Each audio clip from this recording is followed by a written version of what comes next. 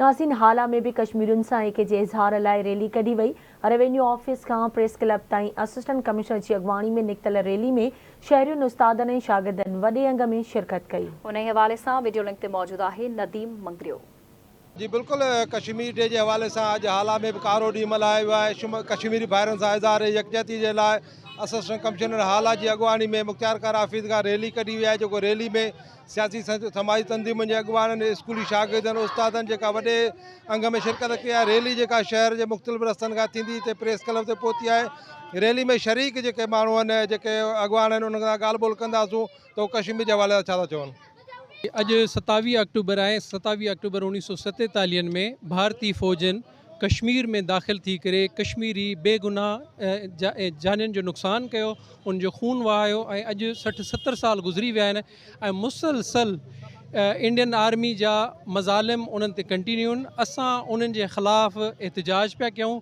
हिन ॾींहं खे असां कारो ॾींहुं करे मल्हायूं पिया ऐं असां कश्मीरी भाइरनि सां गॾु आहियूं। उन्हनि सां जेके बि नाइंसाफ़ियूं, जेके बि ज़ुल्म थी रहिया आहिनि, पूरो पाकिस्तान उन्हनि सां गॾु आहे। हूअं त असांजे कश्मीर जे मथां ज़ुल्म कंदे पाकिस्तान जे आज़ादी खां वठी हेसि ताईं जा ॾियड़ा थी विया आहिनि, पर अॼोको ॾींहुं जेको 27 अक्टूबर आहे उहो हुननि ज़ालिमनि हुननि जो पाणी, हुननि जी रसाई, हुननि जी जेका इमदाद आहे, जेका ॿियनि मुल्कनि मोकिली बि उहा बि बंदि करे छॾी, जेको इंसानियत जी सिधी सही लताड़ आहे।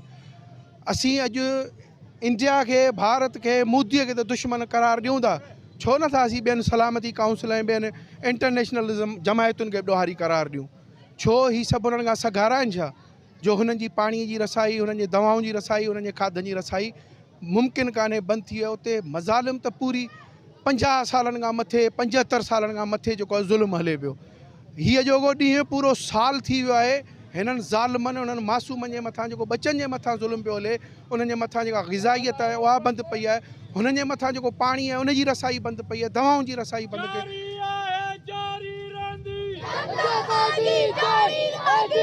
हीअ असां पंहिंजा मासूम बचा जेके वठी हिन रोड ते निकिता आहियूं, हिन यकजहतीअ जे इज़हार सां गॾु इन वचन खे दोहरायूं था त इंशाअल्लाह त असीं इन्हनि बचनि सां गॾु निकिरी हिननि जी हिमायत में हिननि जे हदुनि खे बि क्रॉस कंदासीं। तो जितने भी मुसलमान हैं इस पूरी दुनिया में वो हमारे भाई हैं। ये किसका कौल है? ये हमारे प्यारे नबी करीम सल्लल्लाहु अलैहि वसल्लम का कौल है।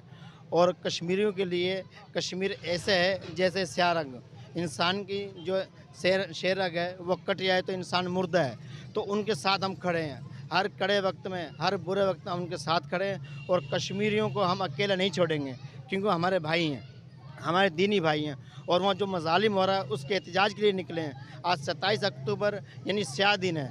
उन्होंने चोरी छुप के कश्मीर के रास्ते में गए हैं और आज तक वहाँ पर काबिज़ हैं और जुल्म कर रहे हैं। और इस जुल्म के लिए पाकिस्तान का बच्चा हमारी नस्ल, हम उसके लिए खड़े हैं और एहतजाज करते रहेंगे।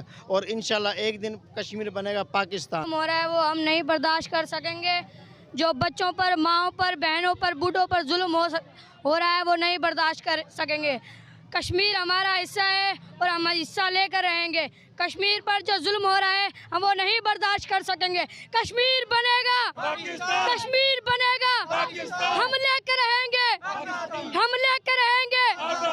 जी बिल्कुल, हिननि जो इहो ई चवणु हुयो त जेको भारतीय जेका फ़ौज जा जारी ते अञा ताईं जेका कश्मीर में जारी आहे, कश्मीरी जेके मुसलमान अकेला थी विया आहिनि, जेको असीं जो पाकिस्तान जो जेको बचो आहे तो कश्मीर सां गॾु आहे ऐं कश्मीर जी आज़ादी ते असांजी जंग जारी रहंदी। जी।